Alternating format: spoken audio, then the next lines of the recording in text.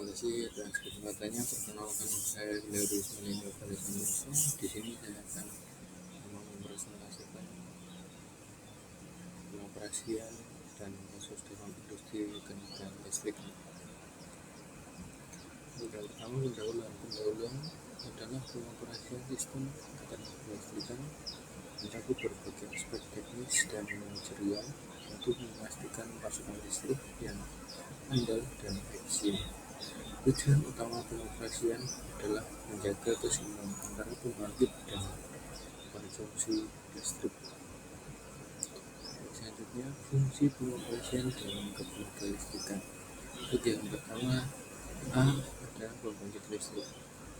Tujuan pertama, menghasilkan tenaga listrik dari berbagai sumber seperti contoh adalah PLTU, PLTA, PLTS, dan lain sebagainya. Yang kedua adalah menjaga efisiensi dan stabilitas pembangkitan. Yang B, transmisi. Tujuan pertama adalah mendistribusikan daya listrik dari jaringan besar ke berbagai daerah. Tujuan kedua adalah menggunakan jaringan tegangan tinggi untuk mengurangi rugi energi. Lalu yang ketiga atau C adalah distribusi. Tujuan pertama adalah menyalurkan listrik ke pelanggan melalui jaringan distribusi tegangan menengah dan rendah. Yang kedua, memastikan keandalan pasokan listrik ke rumah tangga dan industri. Yang D, pengaturan buffer. Tujuan pertama, menyeimbangkan suplai dan permintaan listrik. Yang kedua, menghindari overload dan pemakaian listrik dengan sistem kontrol otomatis. Intinya dalam pengoperasian,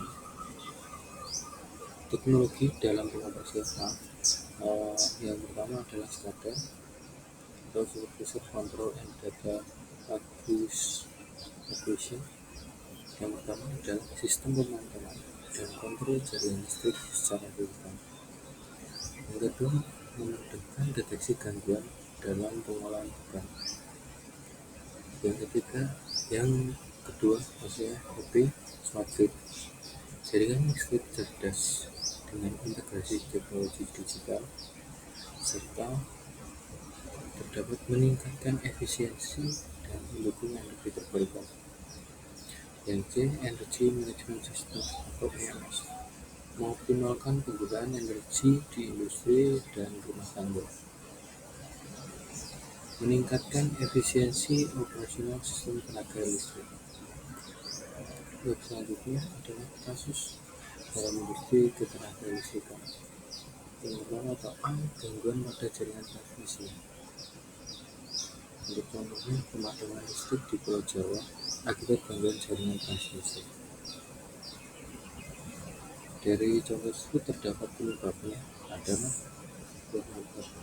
gangguan teknis atau faktor cuaca yang ekstrim.